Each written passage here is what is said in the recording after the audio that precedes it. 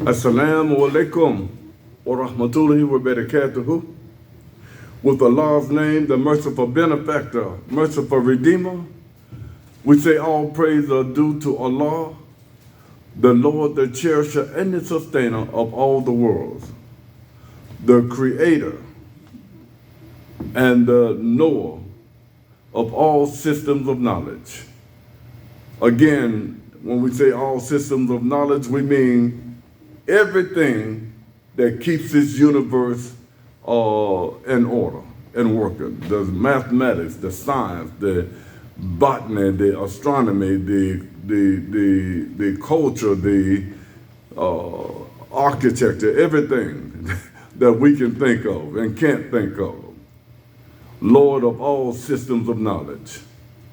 I bear witness there is no God except Allah, and I bear witness that Muhammad, who received the revelation of Allah's holy book, the last revelation to humankind, is his servant and last prophet. We greet you, dear believers, with the greetings of peace in the language of Allah's holy book, the Holy Quran. Assalamu alaikum wa rahmatullahi wa barakatuhu. Dear believers, today we want to talk about an imposed culture. An imposed culture. Now, when we talk about an imposed culture, we need to understand this, that here in America, we are what we call product of influence. We are called products of influence. And that influence that we refer to is that which influences our lives, that the trends, the fashions, the entertainment, the social life, all of this, they go to make up the culture that we live in. You know, when we go to foreign countries, you know, people readily recognize you as an American citizen because of your dress, because of your mannerism, because of your style, because of the fads and your attitude, your character, and these kinds of things. So we are product of the culture that we live in. But we had nothing as Muslims as well as citizens of this country. We had no say-so in the culture that we live in. They call us Gen X. They call us XYZ. They call us baby boomers. They call us everything. You know, we had no say-so over that. You know, when they call us Gen X, you know, X means that you are blank. You are blank. So if you don't know who you are, then we will decide who you are. And we can see that kind of influence in the environment in which we live now. You see. Now in this imposed culture, you know, there's an old saying that if you don't use yourself, somebody else will find a use for you. And another old saying along that same line of thought, if you don't use it, you'll lose it, meaning the mind, the intelligence, the intellect. If you don't use it for yourself, you'll lose it, you see. So that's where we are.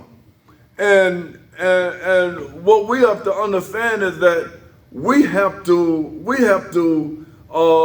begin to do something that will put us in control of our own destiny, that will put us in control of our future, that will put us in control of how we live our lives. And as Muslims, we have chosen to live our lives the way that Allah has dictated that we live our lives.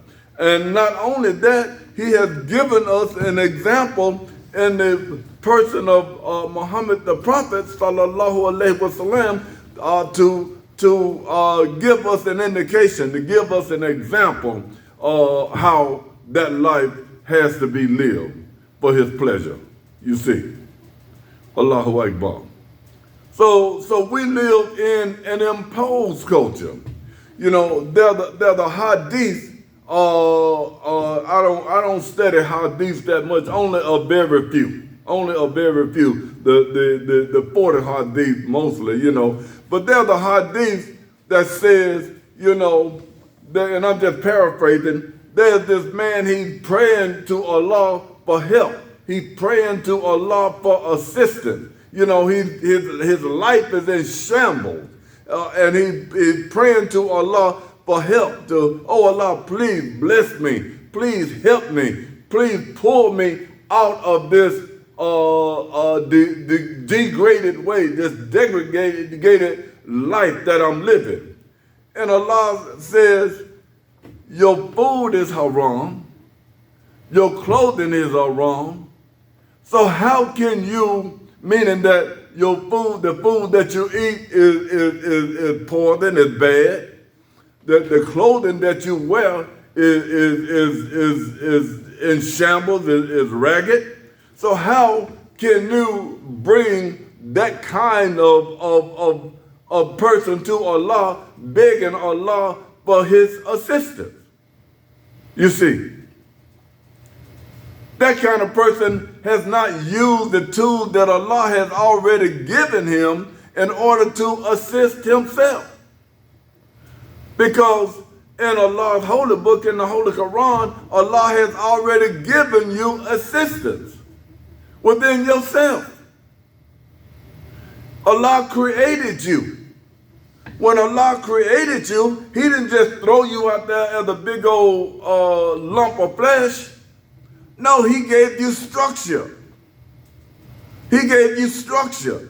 This term create, a lot of times when we say, you know, Imam W.D. Muhammad said this. He said, words make people. Words make people. So when we read the Holy Quran, these are the words of Allah. When we read the Holy Quran, we are reading the words of God. So if words make people, shouldn't we do more with the Quran than just just read it? Shouldn't we study it? Shouldn't we see what these words mean? I've talked about this before when he says in Surah 87, it says, glorify the name of thy guardian and Lord Most High, who created you, who has created, not only did he create you, he has given you guidance and proportion. Now this term, create, khaliqa, I've said this before, but it needs to be said again. When we say create, khaliqa, so like I said, it doesn't mean that God just made you into a lump of flesh and some bones and just threw you out there and said, go for self. No. What does this word create mean? It means to make. It means your natural disposition. So Allah created you a peaceful person, your natural disposition. He created you imaginative. He created you to be creative within yourself. He gave you all of these possibilities. He gave you all of these good things that are inherent within your natural nature. He gave you guidance. He gave you guidance. He taught you how to measure out your life. In other words, I don't have time to go through all of this, but get into Allah's holy book and see what these words mean. Don't just read them. Oh, he created the world. He's the Lord of all. Well, what does that mean? What does that mean to you? You need to know what that means so that you can get a deeper and a better understanding of it. I'm talking primarily to our young adult Muslim brothers and sisters. I I hope and pray, Allah, that you all listen to what I'm saying, as well as other imams, But listen to what we're saying so that you can get a clearer understanding for direction for your life. Read Allah's holy book and read the words and understand what those words are saying. And when I say understand what those words are, here's what I mean. The first thing, understand how those words is applicable to you as an individual. Understand how those words are applicable to you as an individual. When he say created, your natural disposition. When he said created, not only does it mean your natural disposition, it also means morality. It also means ethics. It also means science. It means all of those things. Science. There's a scientific part about you. You see. So you need to understand how this word create applies to you as an individual. And then as you understand that, then you step out a little further and look at your family life. Then, and apply that same logic. I'm talking from the tafsir of Imam W.D. Muhammad. The tafsir of Imam, when I say the tafsir of Imam Muhammad, here's what I mean. I'm not saying that I'm just regurgitating what Imam Muhammad said. I'm saying I'm using his logic to understand Quran and the application of Quran as it applies in the world today. That's independent thinking. That's leadership. That's independent thinking, and that's what it's going to take in order for us to chart our own course in life, in order for us to chart our destiny in life, you see. I heard the Imam teaching one time, and he said, when me and my son go out for coffee, and I order my coffee and he order his coffee, I might want cream and sugar, 2 scoops of sugar and a little taste of cream. That don't mean I want him to order that he's going to order this. He might like his coffee black. Or he might like his coffee with 1 sugar and no cream. Or with cream and no sugar. What is that saying? The Imam is not expecting us just to listen to his language and get what his language is saying. He is expecting us to see how to understand his logic in using the language and make that language applicable to certain conditions in the society, to certain conditions in the world, so that we can become leaders within our own right, and that we can give answers to the problems of the society based on his logic, based on his tafsir. We're not just supposed to say word for word what the Imam said. No. The Imam came to make us leaders. Leaders. And a good leader is a good follower. We follow the example of Muhammad the Prophet, sallallahu alaihi wasallam. And we follow the tafsir of Imam W.D. Muhammad. May Allah be pleased with him and grant him the Jannah, forgive him for his sins. You see, that's how we are supposed to understand this, dear beloved brothers and sisters. So yes, so we understand how words make people, how it impacts us, how it impacts our family life, and how it impacts our community life. So we started off saying then that we live in an imposed culture.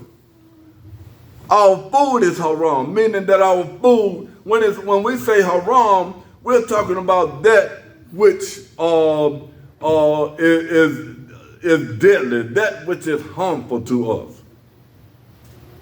You know, that which we get no benefit from. What is it that makes up this culture we live in? Well, we can understand the food that we eat on more than one level. I heard Imam Yahya Abdullah, you know, an excellent teacher, was teaching, I think, in the last Jummah service that he had. And he was saying that, the food that he was teaching on eating the right, you know, how we're supposed to prepare the animal and what not to eat, you know, the blood of swine and blood and swine and all this kind of stuff, you know. Anyway, what he was saying is that not only does the scripture refer to the physical meat, you know, in scripture, meat means knowledge. You know, we're not just talking about the physical meat, you know, but we're also talking about that which goes into our psyche, that which goes into our minds, you see. That's also what we eat. And when we eat that kind of haram food, it develops a certain, it takes away from that natural disposition that Allah created us with that we just spoke about. It takes away from us the ethics that we just spoke about over in Surah 87 when Allah created us. It takes away the morals that we have, you see.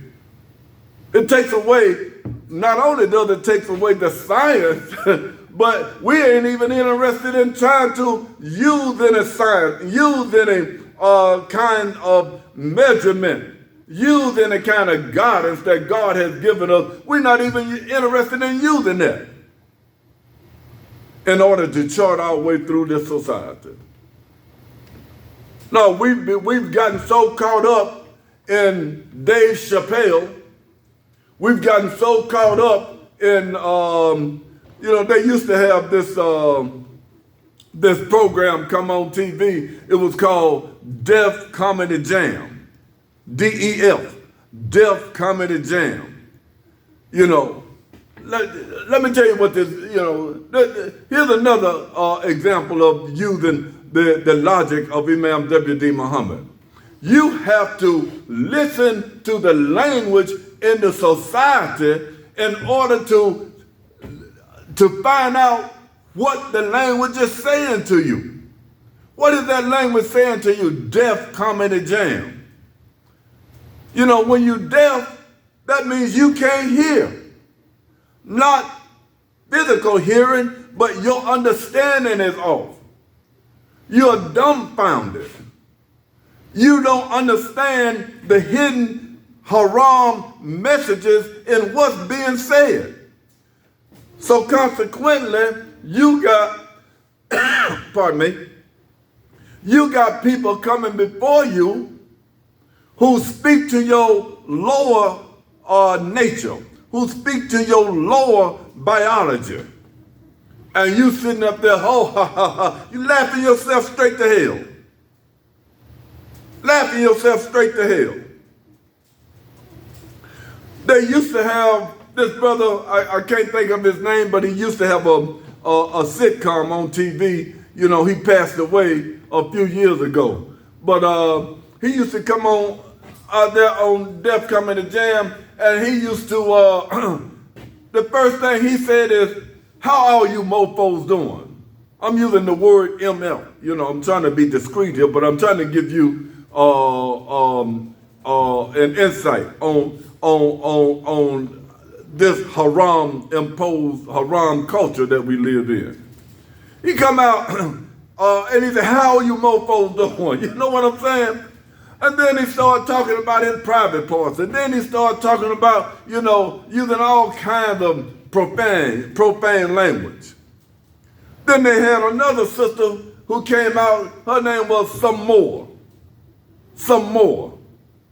I'm going to give you some more. They all talking about how they be, intimacy and all of that. This is what bombarding us.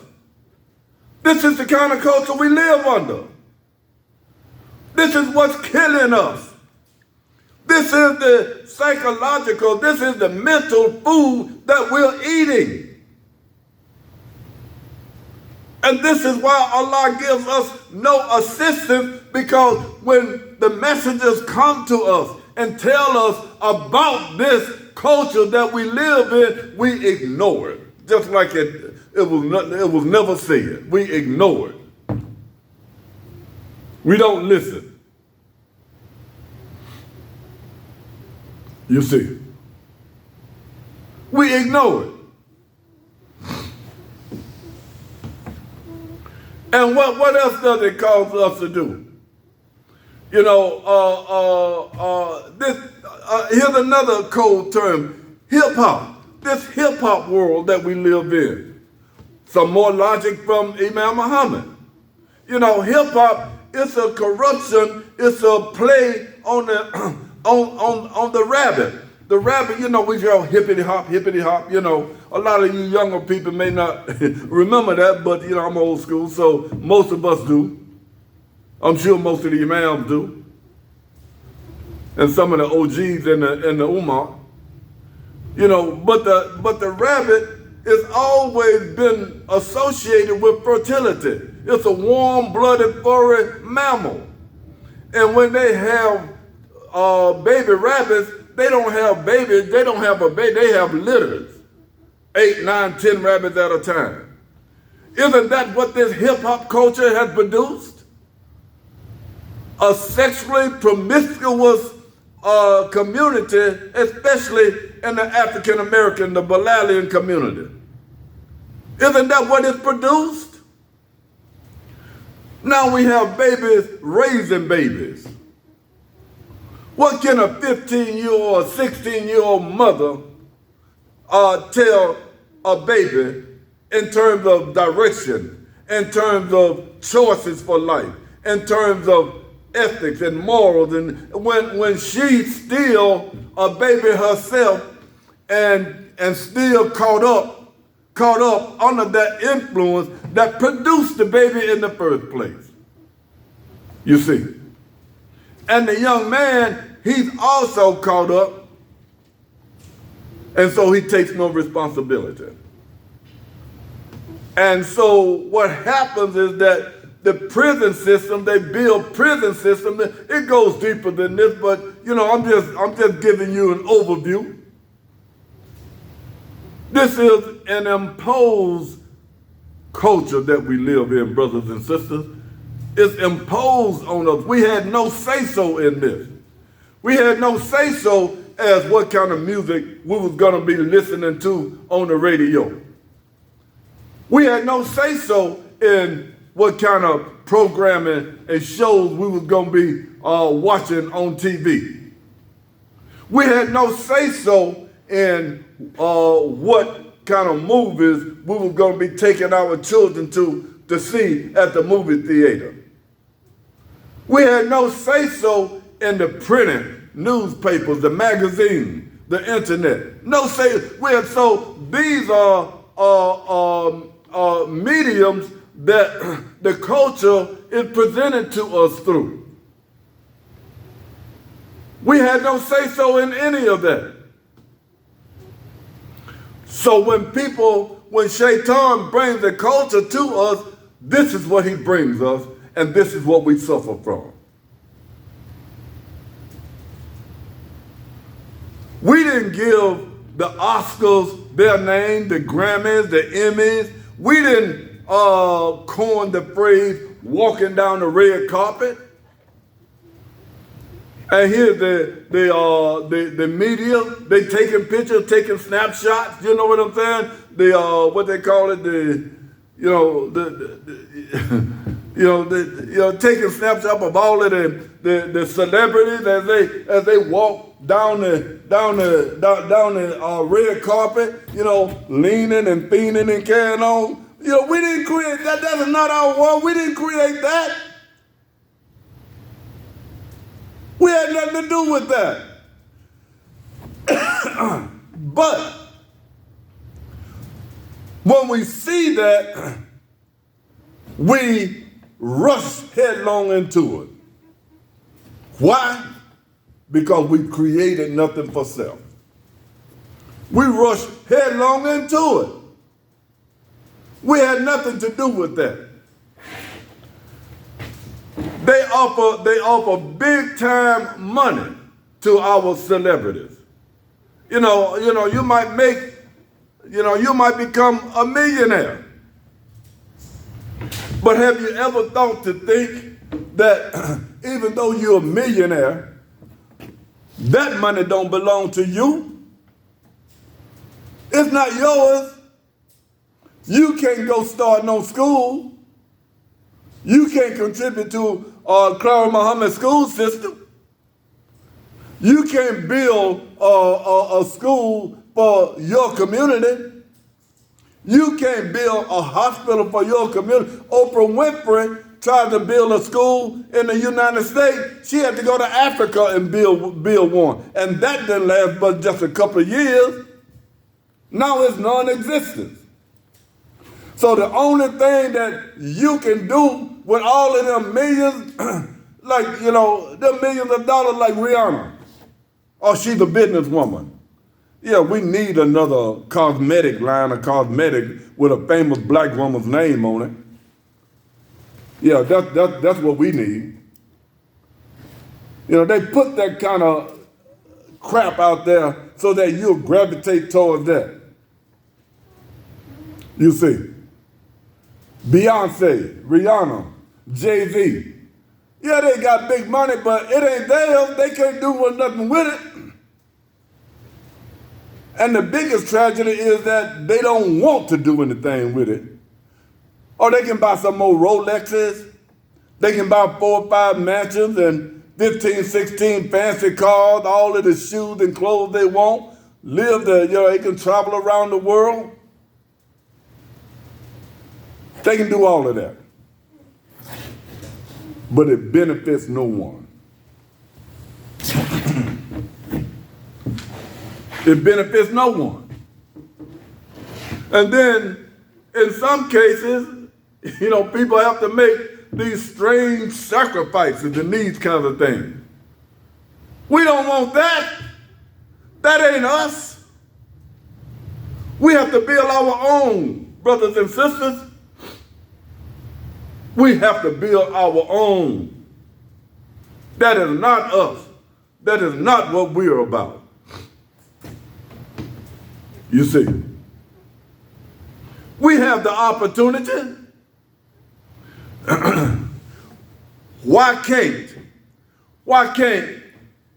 3 or 4 or 5 or 6 young Muslim brothers or sisters, they go into a neighborhood. They either rent or buy a house, a 2 or 3 or 4 bedroom house. And each one of them open up a business in each one of those rooms. The mortgage is easy to pay. You got a kitchen and a dining room. That's a restaurant. You got a living room. That's a dress shop. You got a bedroom. That's a barber shop. You got another bedroom. That's a shoe shop. Or scent shop, make some sense, or something. You get the idea. We have to be creative. We have to be creative. So we have a business class of young adult Muslims. And then, and so, you can even do tutoring. Along with that, why after a while now you've gotten to where you can, you saw an old dilapidated shopping mall that's not used anymore, or that's only half used. You go over and lease it or buy it, whatever you can do. We have to stop giving our money to Hilton and Countryside and Weston and all that, holding these big, expensive, glamorous occasions that we have with nothing to show for it. Nothing to show for it. We hold these big conventions, these big anniversaries, these big celebrations, and we're giving everybody else our money.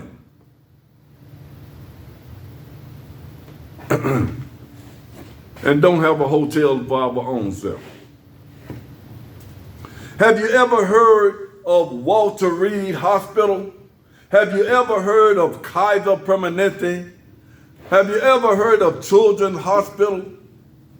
You know, I see these commercials about St. Jude's Hospital all the time, asking people to give $19 a month for donation for cancer and all of these kinds of things. Why can't our young adults, Muslims and Christians who share the same value, why can't we come together and buy a shopping mall so that we can have our own hospital? This is the level we have to start thinking on, brothers and sisters. This is the level Imam W.D. Muhammad was teaching the other day. He says, enter ye into Islam wholeheartedly and not follow the footsteps of the shaitan. Enter into Islam. That means that when you step into him, you got to step in with everything, wholeheartedly. You can't have one foot in the masjid and the other foot in the world. You got to come into this religion totally. Totally. It ain't no other way to come. That's when you're going to experience the blessings of God. You see. We need this. How else are you going to have any influence? I'm just reading right now online where Governor Greg Abbott of Texas, and some other people down there is standing in the way, preventing a masjid from being built, denying people their constitutional right to religious freedom. Religious freedom. Those people have why? We have no influence. We have no political clout. You got people, Muslims, supporting Kamala Harris and what this president named Donald Trump. The two choices that we have. What a horrendous two choices. What a terrible choice to make for a righteous Muslim. What a terrible choice we have to make for a righteous Muslim. Too far to the left and too far to the right. The Gog and the Magog. This is what we're faced with, brothers and sisters. We have to get, Allah tells us in his holy book, get in the race for all that is good. Our young Muslim leaders, young adult leaders, we need for you to get in the political fight. Get in the political fight.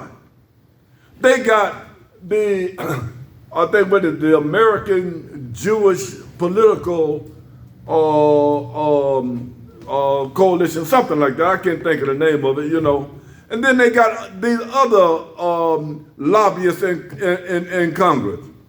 I remember distinctly that Imam W.D. Muhammad told us that we need to have lobbying power.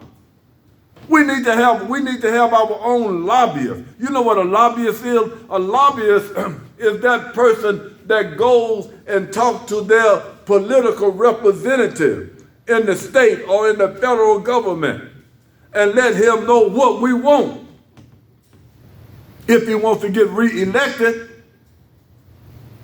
or not only get reelected, but hell, we'll have a referendum and get him out of office right now. But we have to have political clout. We have to have economic stability.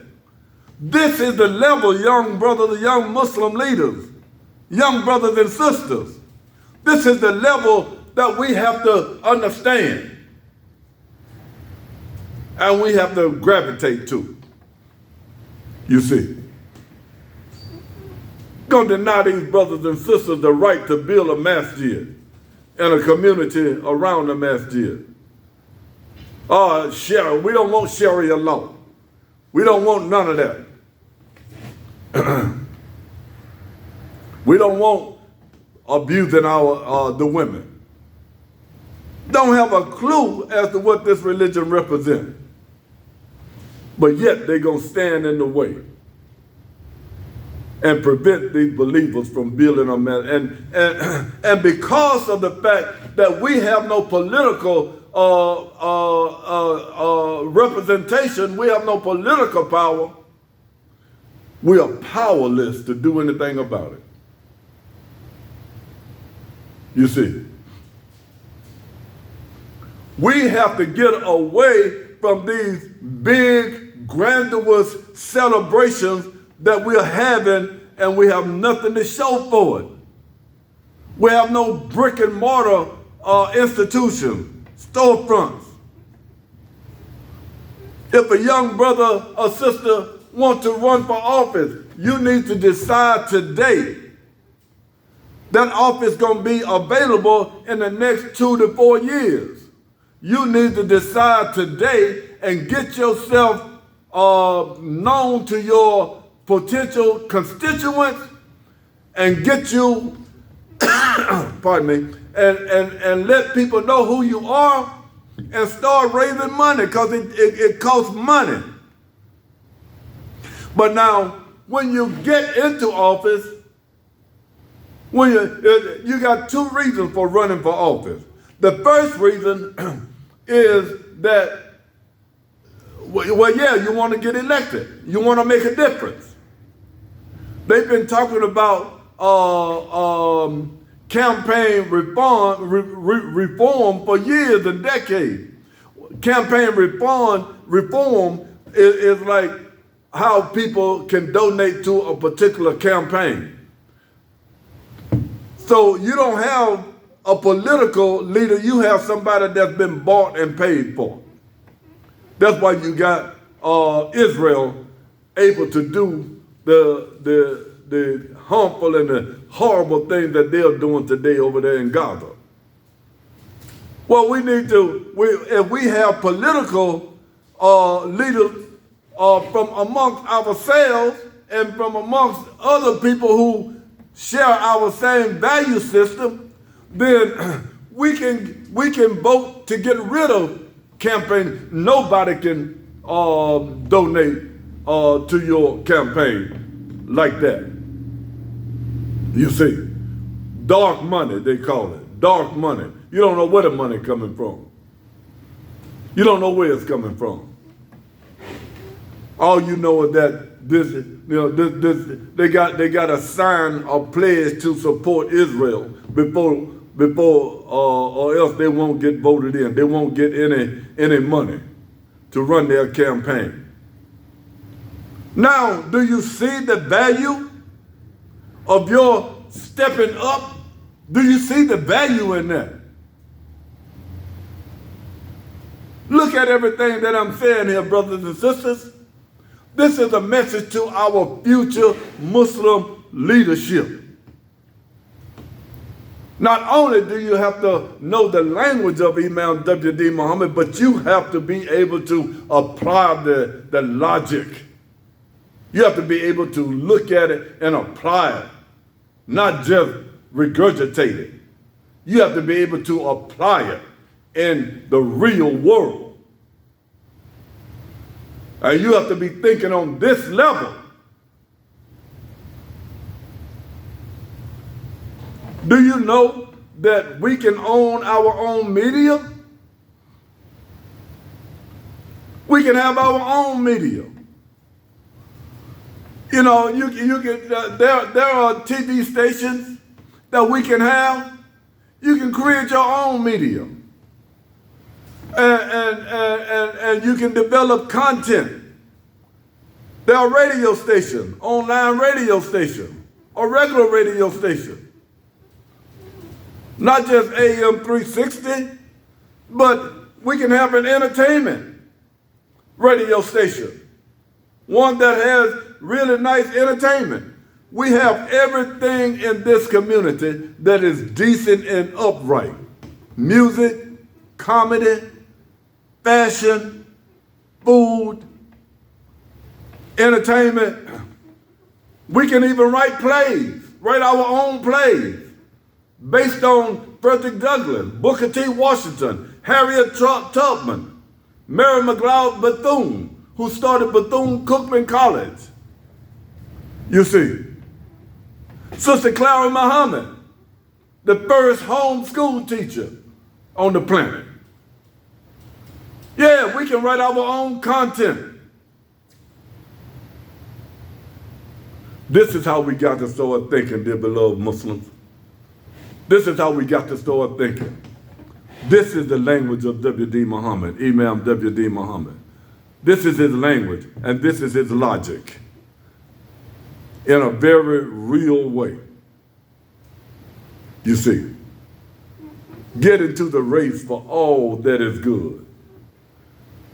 It is important that we take these vital steps to advance ourselves, because when you're not in control of yourself, when you're not in control of your community, then others can come in and plunder and raid and do all of this other harmful stuff that you cannot stop because you don't have any political clout. This is serious.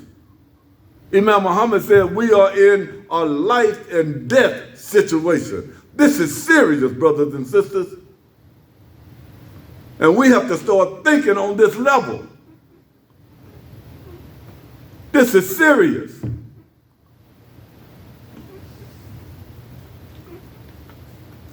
So I hope and pray that we've said something that will benefit us.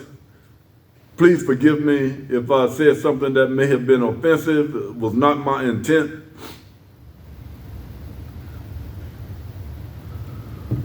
But we have to develop our own culture. And when we say develop our own culture, you know, when we look at the ayat where Allah said to take the 4 birds and put them on a mountain, the mountain is symbolic of stability.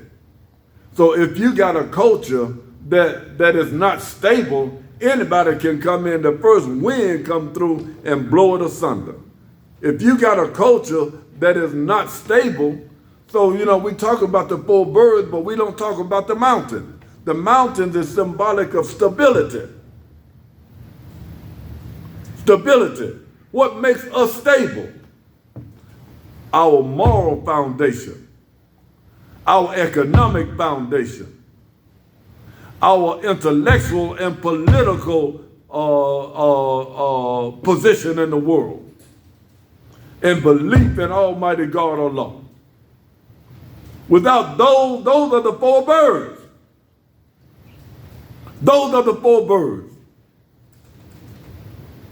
We have to be stable. We can't be dependent upon other people to do for us what we can righteously do for self.